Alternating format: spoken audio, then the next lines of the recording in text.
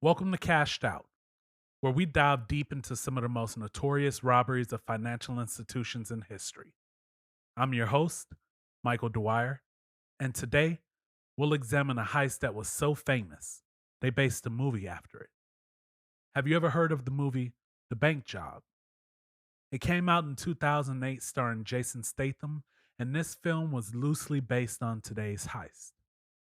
This is the story of the 1971 robbery of the Lloyds Bank in London, also known as the Baker Street robbery.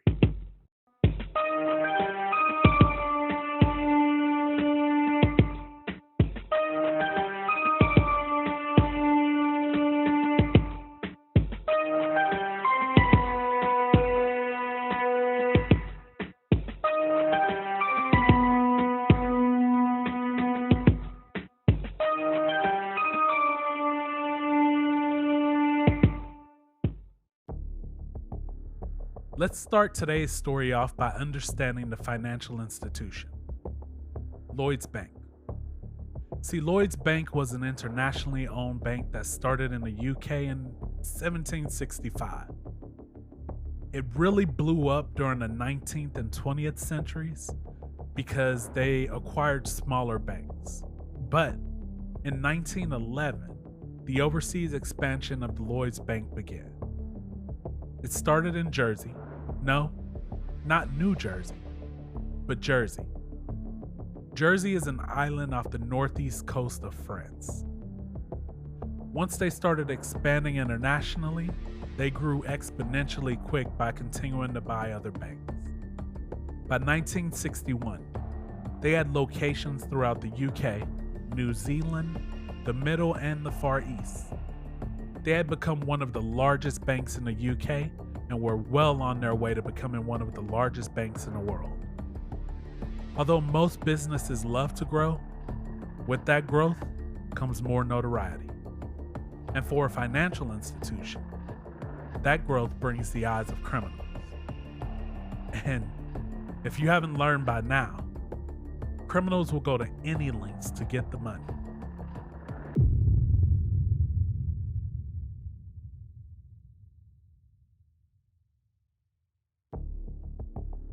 Let's jump to 1970. Our mastermind is Anthony Gavin. And in most cases, our masterminds usually have a criminal history a mile long. But Anthony, he was far from your typical criminal. See, Anthony was a former British Army Royal Fusilier. And because of this, he had the perfect background to plan this robbery. I mean, he was disciplined, he was resourceful, and he was used to working as part of a team. But in 1970, he was actually making his living as a 38-year-old photographer based in London. But Anthony wasn't just focused on his camera. He had much bigger plans. He began plotting the burglary of a branch of Lloyds Bank located in Marylebone area of Westminster. His plan, believe it or not, was inspired by a Sherlock Holmes story called The Red-Headed League, where criminals tunnel into a bank vault from underneath the shop's cellar. Now, in order to pull off a job this big, you need a team. The issue with Anthony is that he really wasn't the best team player.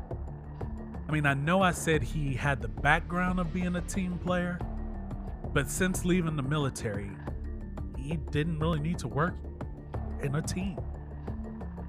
Now, some people described Anthony as a forceful personality with a knack for being physically threatening. I mean, it was believed that Anthony was part of a gang led by Brian Reader. See, Brian was a British gangster. He was involved in multiple robberies throughout his life. I mean, starting back when he was 11. And by the time he was 19, his mother had arranged for him to enter the national service. Essentially, he joined the military. He was discharged after a year with good condition, no issues, no problems. But after being discharged, he ended up starting his criminal career soon after. And man, what a criminal career it ended up being. including the Brinks Mat robbery, which I'll be covering next week, the Baker Street robbery, and his final robbery, the Hatton Garden robbery. I mean, if nothing else, this man was dedicated. His final robbery took place in 2015, and at that time, he was 76 years old.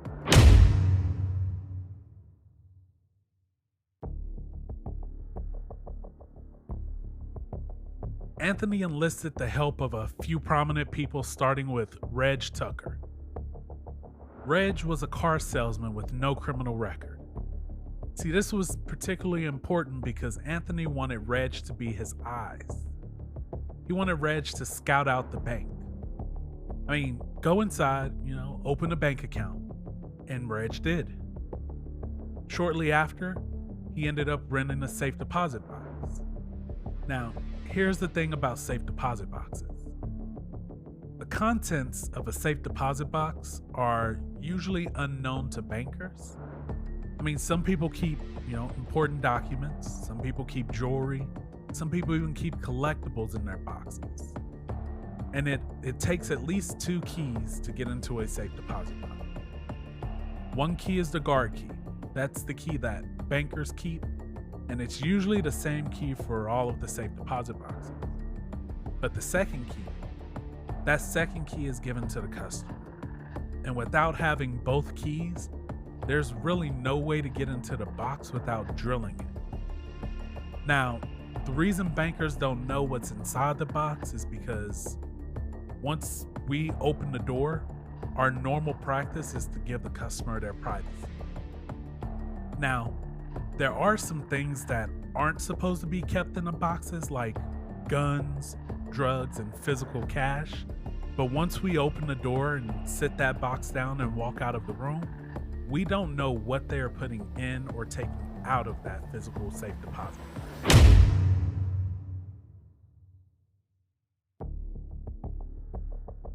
But I deter. Back to Reg.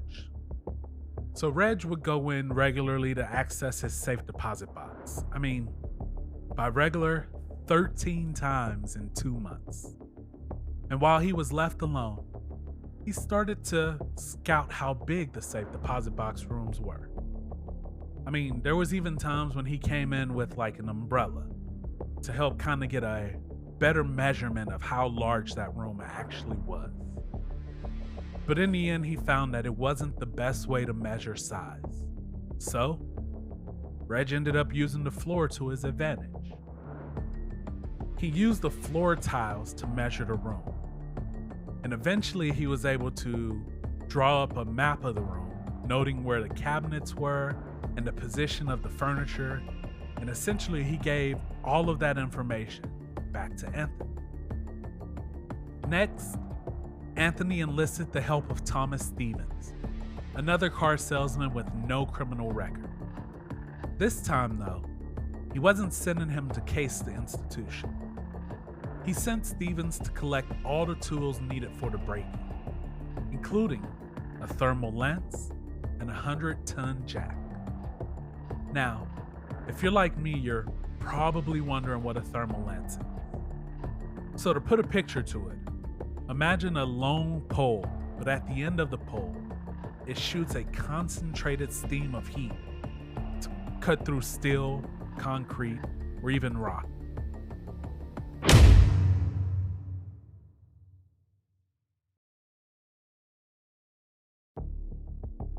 Now, it was time to get the crew together. See, Reeder had a friend named Bobby Mills, and Mills was enlisted to be the lookout man. One of Anthony's friends, Mickey Gervais, also known as Skinny, a burglar alarm expert, was also brought on board. They brought in an explosives expert, a bank insider, and 2 other men who to this day have never been identified other than the nicknames Little Legs and TH. Now, I couldn't find much about Little Legs, but I did find that TH was described as one of the most active corrupt officers from the 1950s to the 1970s. The following year, in May 1971, the owners of a leathers goods shop 2 doors down from the bank sold the lease of the shop for £10,000 to Benjamin Wolf, a 64-year-old seller of ornaments and small knickknacks. I mean, I imagine that it was a niche market at the time, and the business wasn't a thriving business with people waiting outside the door to get in. Although Wolf does sound like a businessman, or at least an innocent businessman, he was not. See, Wolf was a contact with several gang members, and Reeder had enlisted him to rent the building because the building had a basement that was at the same level as the bank's vault.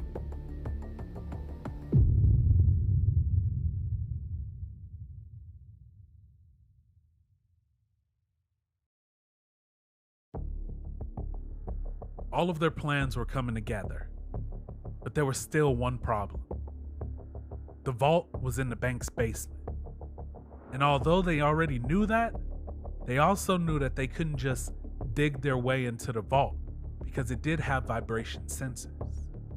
And any vibrations from digging near or under the bank would cause it to set off an alarm. Thankfully for them, in August 1971, they had a solution.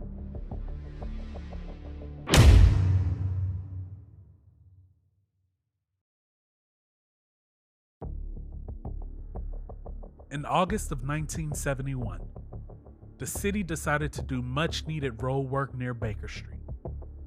And road work near Baker Street meant that the vibration sensors in the vault could easily be tripped as a false alarm.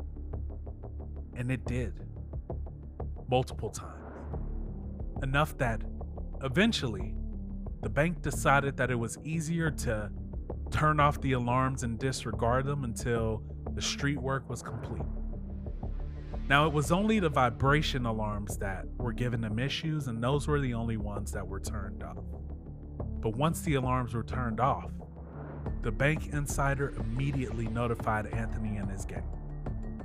And beginning the evening of August 27th and continuing throughout September, those vibration alarms were off.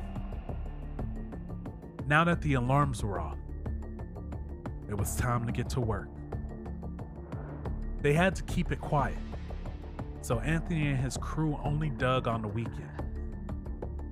Anthony led the digging of the tunnel from the shop 2 doors down to underneath the vault, and it was challenging work. The hole that Anthony and 2 other gang members dug in the basement of the shop was only 15 inches. Anthony was quoted saying that he lost about 28 pounds in the process. See, Anthony dug until he reached the walls of the building next door, which was the Chicken Inn. And when he reached the Chicken Inn's basement walls, he then dug down and continued to dig until he was under the Chicken Inn. He was smart enough to use that basement floor of the Chicken Inn as a roof for the tunnel, so he kind of knew where he was at all times.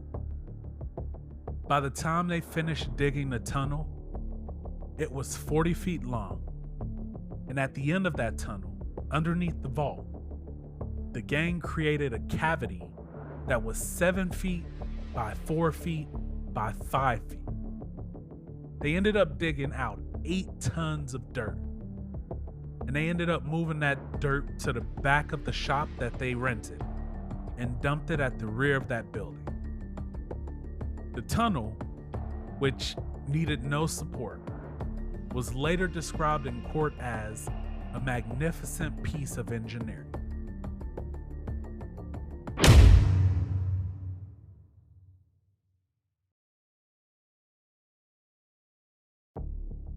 On Friday, September 10th, Anthony and his gang began their entry into the vault. This location of the bank didn't open on the weekend, so they had over 48 hours to complete the job. Mills was placed as the lookout man on a roof overlooking the bank, and he kept in contact by using walkie-talkies. Now, from here, this is kind of where all of their planning went a little bit to the left. See, it wasn't the picture-perfect plan that they expected. The plan was to use the 100-ton jack to push up against the floor, forcing a hole in the 3-foot-thick reinforced concrete floor. What they didn't plan for was that there was an old well under where the tunnel ended, and the pressure of the jack pushing up on the bottom of their tunnel ended up pushing it down into the well, rather than raising the vault's floor up. It wasn't gonna work. So, they tried using the thermic lance to try and cut the floor. When this failed, they had no choice. They drilled holes into the underside of the vault floor, and they ended up packing it with explosives. The following day, on Saturday, Anthony and his gang timed the blast of the explosives with the movement of traffic in the area so they could mask the noise. And it worked. They had blasted a 12-inch hole right through the vault floor. They finally had access to the vault. Almost. They cleared out the tunnel and the hole was widened to 12 by 14 inches. Wide enough for them to get through and begin opening, emptying, and moving the contents of the safe deposit boxes that were in the vault.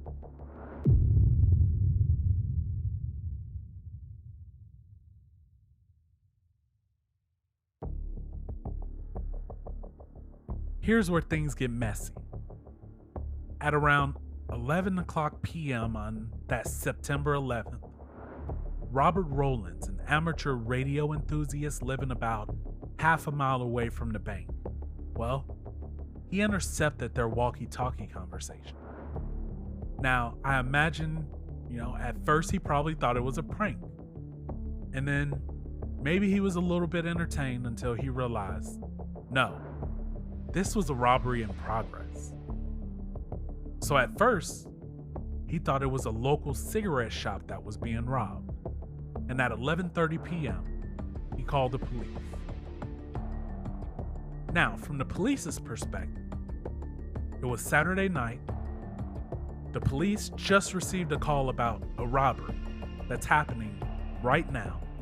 And even better, the robbery was discovered because a man was at home and he overheard it on his walkie-talkie. Of course, the police were skeptical. They thought it was some teenager planning a prank on him. And to end the call and deter him from calling back, the officer told him he should record the conversation, and if anything interesting was overheard, call them back.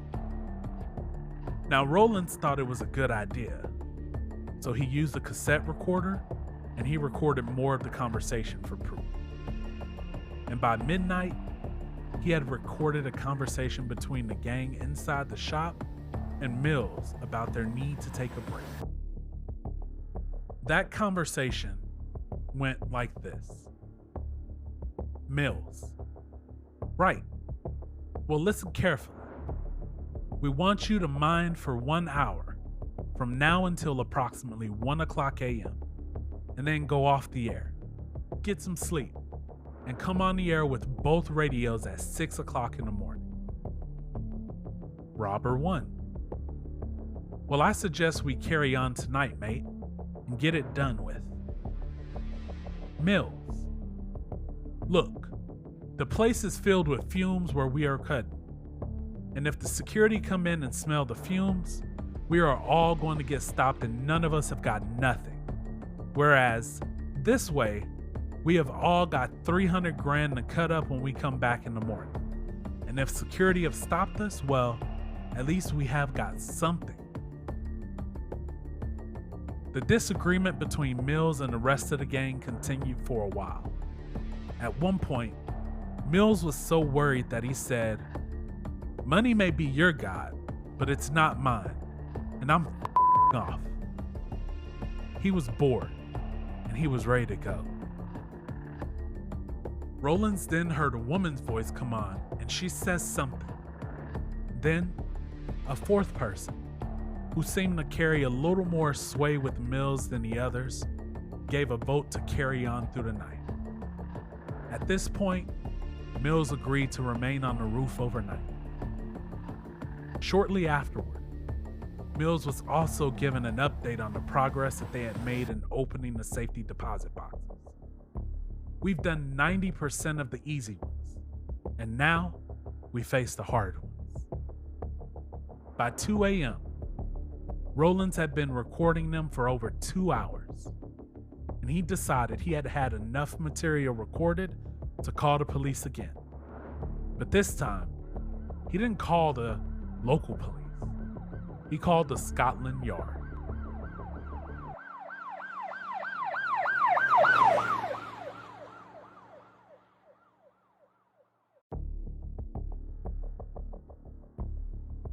The Scotland Yard is the main police force for all of the Greater London area.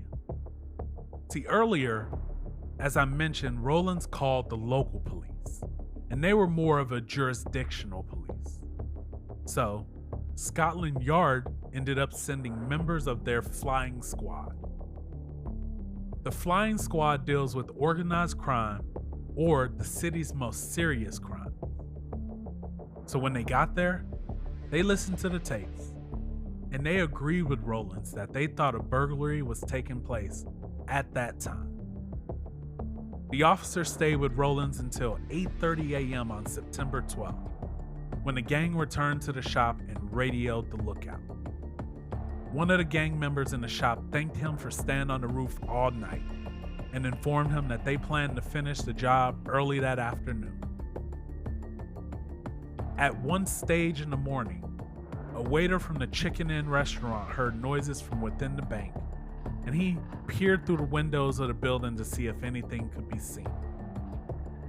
Shortly afterwards, Rollins and listening policemen heard the final radio transmission from the robbers. Would you like to change the other channel? Over. It's believed that this was the code for "We're leaving the bank." Police were in a time crunch. They contacted bank staff and local security firms to open up their branches as they began to check 750 banks in an 8-mile radius from Rollins' home. Here's the thing though. September 12th was a Sunday, which meant that someone, or in most cases, multiple people, had to come in to open the branches and the safes. Now, each branch was visited by both bank staff and police.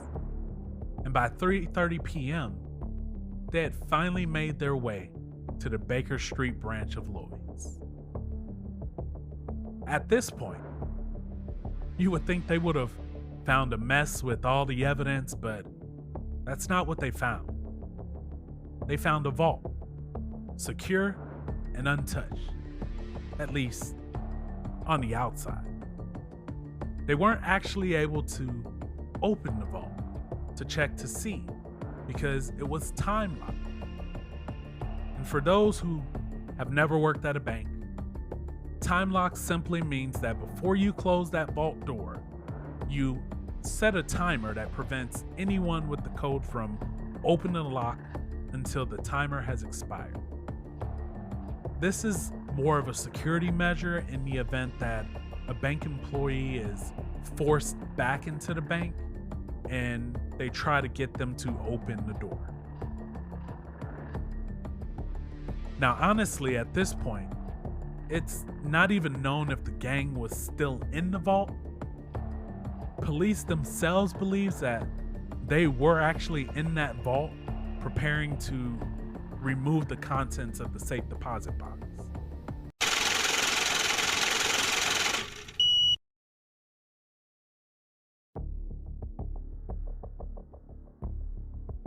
When the time lock expired the following day, and they were finally able to access the vault, staff was surprised to find a taunting message of, Let's see how Sherlock Holmes solves this one, written in graffiti on their walls.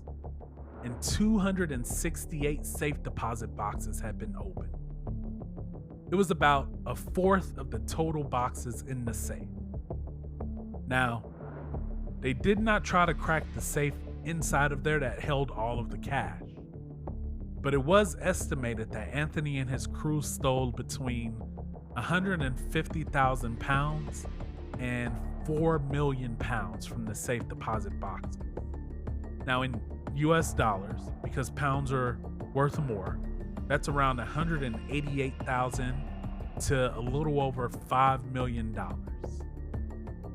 But a true figure may never be known, since the only way to tell is for the owners to disclose the value of the items inside the boxes. Police ended up collecting and examining over 800 pieces of evidence. I assume Anthony and his crew, if they were in the safe when police entered the building, started to panic. Because of this, they more than likely grabbed whatever they could and didn't really worry about the cleanup. And I've come to this conclusion because police recovered all of their tunneling tools, their walkie-talkies, and they had all of the debris from the shop 2 doors down. The police immediately put out an APB based on the voices of the walkie-talkies that they had heard. They looked for 4 men and 1 woman originally, but eventually, after listening time and time again, it turned into 9 men and 1 woman. Now, around 120 detectives ended up working on this case, and they split it into 4 teams, each of them working a different part of the investigation. Team number 1 worked on examining the scene. Team number 2 worked on contacting the owners of the safe deposit boxes. Now, the tricky part for team number 2 is that the bank had to first contact the owners in order to get permission to provide their contact info to the police. As far as we know, at least 8 people did not agree to participate for one reason or another. It's believed that they may have had illegal items stored that they did not want to get out. But team number 3 worked in the control center, and team number 4 dealt with the inquiries from external sources, including the media.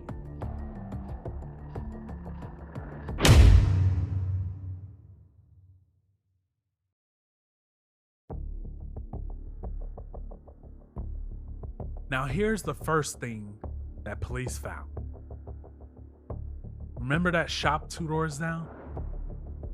Well, the shop was rented under Wolf's real name. It was child's play to figure out who rented it, and within 4 days, police had a list of suspects for the crime, thanks to hints from their informers. 4 names: Anthony, Reg, Stevens, and Wolf. All 4 were put under surveillance as key suspects in the robbery. The rest of the crew, well, they had moved to France and Italy after the robbery. And at this time, there was no extradition agreements, so police had no jurisdiction to get them in unless they returned back to England. By the end of October, one of those 4 men had finally made a mistake. It was Reg. See, Reg was seen handing over a bag of 32,000 pounds to 2 gang members. After the transaction was complete, police ended up pulling over those gang members and collected the money. That money was traced back to the vault. The gang members were charged with handling stolen goods, and the police finally had what they needed. 2 days later, Anthony, Reg, Stevens, and Wolf were all arrested, and with them, 231,000 pounds was retrieved as well. Out of the 4 million pounds that was stolen, these two instances were the only ones where money was actually found. The remaining £4 million was never found.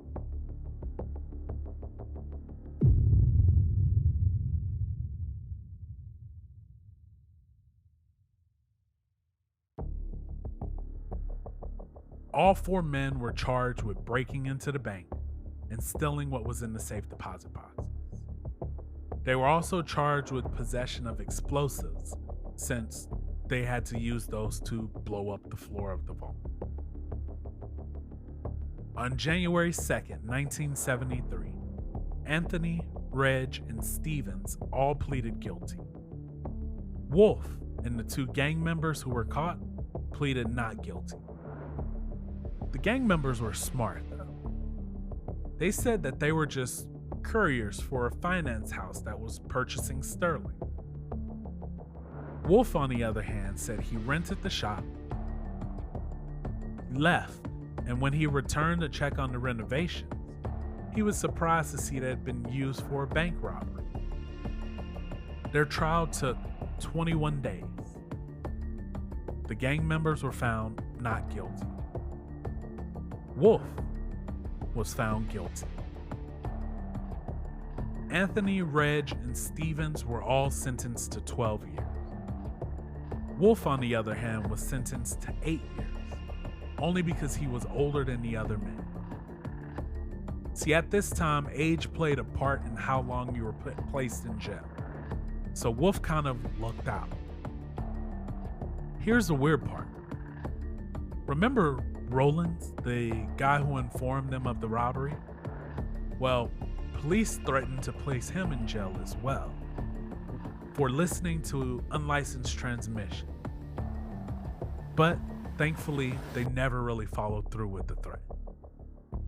So much for doing the right thing, though, right? Well, Lloyd's Bank had a better reaction. They sent Rollins a check for £2,500 as a thank you, which, I figure had he not notified the police, they would have gotten into a lot more safe deposit boxes and maybe even the safe itself.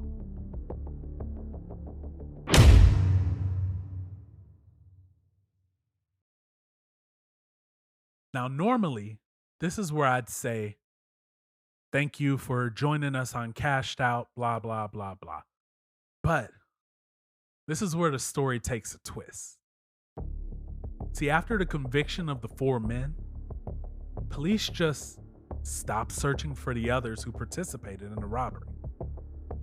The bank's insurer had even offered up £30,000 as a reward for any information, but no one came forward. This caused conspiracy theories to be formed, and there were a bunch of rumors that started to circulate, but none were proven to be true. One of those rumors was that compromising photos of Princess Margaret, the Queen's sister, were in one of the safe deposit boxes. And because of this, it's believed that the gang had help from M15, the UK's domestic counterintelligence and security agency, to get those photos back. This would also explain why police stopped searching after convicting 4 of the men. This, could also explain why after the sentencing, the men never accepted a deal to tell their stories. And media outlet offered these men giant paydays, but not one of them ever accepted. Interesting. Another rumor was that M15 and the police acted after the robbery to hide any scandalous material from getting to the media. Now, in the 70s, reporters in the UK were limited in what they could and could not report on. While the rebellious lifestyle of public figures was one thing, other public figures, they were believed to have engaged in crimes involving children, and that definitely couldn't be reported, especially considering the family that they were a part of. So, it's believed that evidence proving those claims were found by police and M15. And because of this story was cut out of the media immediately. Unfortunately, most of the evidence collected from the robbery won't be available to the public until 2054. That's 83 years after the crime occurred. Why so long? I mean, the evidence could prove one of the conspiracies above to be true, or it could just be a wonky retention period. We won't know until 2054 if the evidence is actually released to us.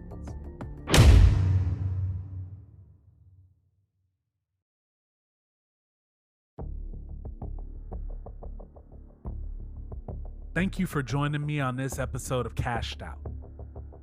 If you enjoyed this episode, be sure to subscribe, rate, review, and share this with everyone.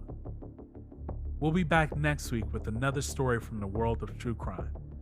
Until then, stay safe and stay vigilant.